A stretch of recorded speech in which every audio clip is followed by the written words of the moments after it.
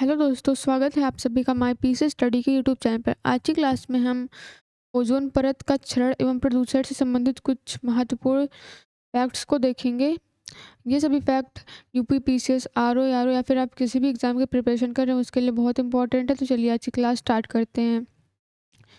इसमें पहला फैक्ट हमें दिया गया है, ओजोन परत वायुमंडल के किस स्तर में होती है। तो ओजोन परत जो है यह समताप मंडल में पाई जाती है। नेक्स्ट देखते हैं, अगला दिया गया है, ओजोन परत पृथ्वी से कितनी ऊंचाई पर स्थित है। तो ओजोन परत पृथ्वी से 25 से 35 किलोमीटर की ऊंचाई पर स्थित होती है। तीसरा दिया गया है, वर्ष 2005 में तिब्बत पठार के ऊपर ओजोन आभा मंडल की खोज किसने की थी। तो 2005 में तिब्बत पठार के ऊपर ओजोन आभा मंडल की खोज की थी GW केंट मूर नामक व्यक्ति ने। अगला प्रश्न दिया गया है, अंटार्कटिका के ऊपर ओजोन छिद्र की खोज किसने की थी। तो अंटार्कटिका के ऊपर ओजोन छिद्र की खोज की थी ब्रायन गार्डिनर तथा जोनाथन शैंकलिन नामक व्यक्ति ने। पांचवा हमें दिया गया है, मॉन्ट्रियल प्रोटोकॉल किस पर्यावरणीय समस्या से संबंधित है। तो मॉन्ट्रियल प्रोटोकॉल या ओजोन परत के क्षय को रोकने से संबंधित है। छठवां दिया गया है हमें, ओजोन परत को किस इकाई में मापा जाता है। तो ओजोन परत को हम डॉप्सन इकाई में मापते हैं। चलिए इसी के साथ आगे बढ़ते हैं।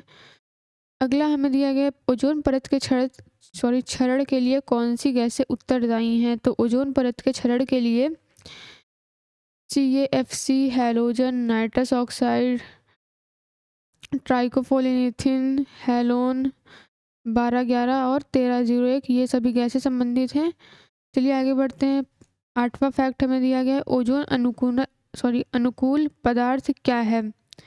चलिए देखते हैं क्या होता है ओजोन अनुकूल पदार्थ। ओजोन अनुकूल पदार्थ वे पदार्थ होते हैं जो ओजोन की परत को कम हानि पहुंचाते हैं, ओजोन अनुकूल पदार्थ कहलाते हैं। भारत के श्रीनगर में ओजोन परत की मोटाई सर्वाधिक है। तो श्रीनगर में ओजोन परत की मोटाई सर्वाधिक है और त्रिवेंद्रम में ओजोन परत की मोटाई सबसे कम है। सितंबर से अक्टूबर माह के मध्य ओजोन परत की मोटाई में अधिक कमी आ जाती है। चलिए हम अपना अगला प्रश्न देखते हैं। अगला दिया गया है हमें, वायु में तैरते हुए श्वसनीय सूक्ष्म कणों का आकार कितना होता है। तो वायु में तैरते हुए श्वसनीय सूक्ष्म कणों का आकार होता है 5 माइक्रोन से भी यह कम आकार का होता है। 10वां दिया गया है, मानव जनित पर्यावरणीय प्रदूषण को क्या कहा जाता है। तो मानव जनित पर्यावरणीय प्रदूषण को हम एंथ्रोपोजेनिक कहते हैं। चलिए नेक्स्ट देखते हैं, जैव निम्नीकरण रहित प्रदूषक पर्यावरण में किस प्रकार प्रवेश करता है। तो यह मानव जनित प्रदूषण के कारण होता है। 12वां दिया गया है, वे वायु प्रदूषण जो प्राथमिक वायु प्रदूषकों तथा साधारण वातावरणीय पदार्थों की क्रिया के फलस्वरूप उत्पन्न करते हैं क्या कहलाते हैं। तो यह द्वितीयक वायु प्रदूषक कहलाते हैं। 13 दिया गया है हमें, पेरोक्सिटिनिल नाइट्रेट ओजोन तथा स्मॉग किस प्रकार के प्रदूषक हैं। तो यह द्वितीयक प्रदूषण के अंतर्गत आते हैं।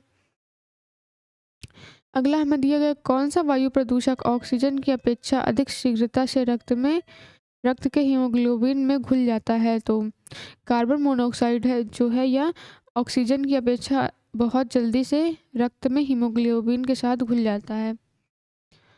15वां हमें दिया गया है, जब अकार्बनिक पोषक जैसे फॉस्फेट तथा नाइट्रेट घुलकर जलीय पारिस्थितिकी तंत्र में आ जाते हैं तो ये जलीय पारिस्थितिकी तंत्र में किस घटना में वृद्धि करते हैं। तो यह सुपोषण में वृद्धि करते हैं।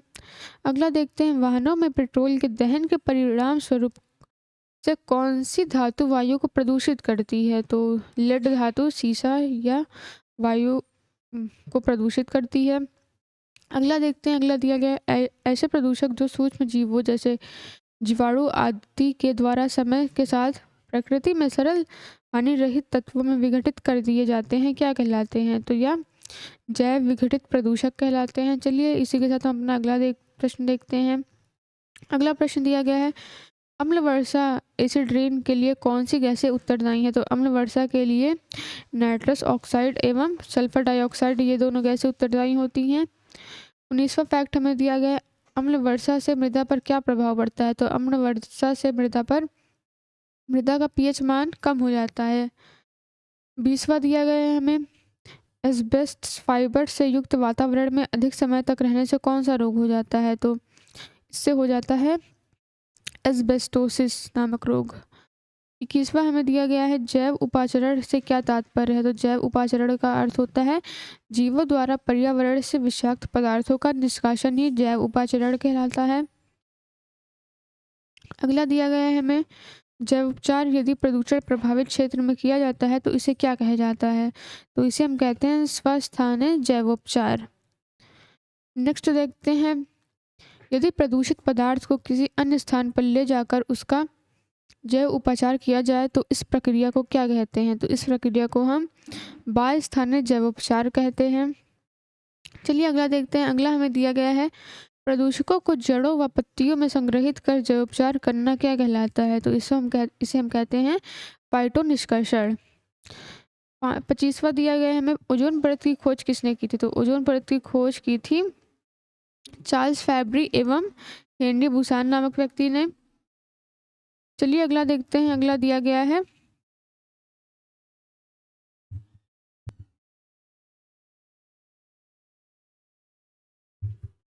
नेक्स्ट क्वेश्चन देखते हैं।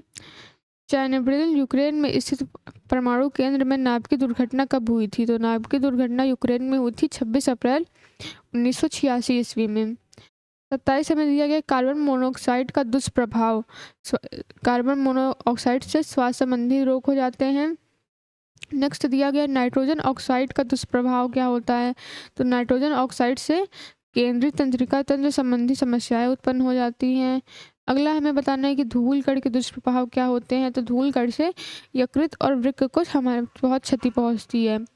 नेक्स्ट दिया गया सीसा का दुष्प्रभाव। तो सीसा के दुष्प्रभाव से कैंसर रोग भी हो सकता है। 31 प्रश्न दिया गया है भारत की कौन सी नदी अपने प्रदूषकों के कारण जैविक मरुस्थल कहलाती है? तो दामोदर नदी जो है यह अपने प्रदूषकों के कारण जैविक मरुस्थल कहलाती है। 32 दिया गया पेयजल में नाइट्रेट की मात्रा अधिक होने से बच्चों में कौन सा रोग हो जाता है? तो पेयजल में नाइट्रेट की मात्रा जब अधिक हो जाती है तो बच्चों को ब्लू बेबी सिंड्रोम अथवा मिथेनोग्लोबिनियम नामक रोग हो जाता है। चलिए अगला देखते हैं सिगरेट के धुएं में कौन से प्रमुख प्रदूषक पाए जाते हैं? तो सिगरेट के धुएं में कार्बन मोनोऑक्साइड और बेंजीन पाए जाते हैं। 34 दिया गया है ग्रीन मफलर की पर्यावरणीय समस्या से संबंधित है। किस पर्यावरणीय समस्या से संबंधित है? तो ग्रीन मफलर या ध्वनि प्रदूषण से संबंधित है। नेक्स्ट देखते हैं अधूरे प्रज्वलन के कारण कार से कौन सी गैस निकलती है? तो अधूरे प्रज्वलन के कारण कार से कार्बन मोनोऑक्साइड व बेंजीन गैस निकलती है। अगला दिया गया पॉलीथीन की थैलियों को नष्ट क्यों नहीं किया जा सकता? क्योंकि पॉलीथीन की थैलियाँ पॉलीमर से निर्मित होती हैं इसलिए उन्हें नष्ट नहीं किया जा सकता है। अगला दिया गया हमें भोपाल गैस त्रासदी में यूनियन कार्बाइड फैक्ट्री के किस गैस का रिसाव हुआ था? तो भोपाल गैस त्रासदी में मिथिल आर्सेनाइड गैस का स्राव हुआ था जिससे ये घटना हो गई थी।